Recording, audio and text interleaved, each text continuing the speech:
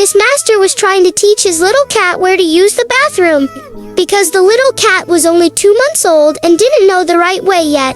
Whenever Bilu got a chance, he would do his work on the floor. The master was teaching him how to make a hole in this sand box and how to cover it after his work. But when he was teaching, the little cat was playing with his finger in his own fun. The master was a little worried and brought his mother.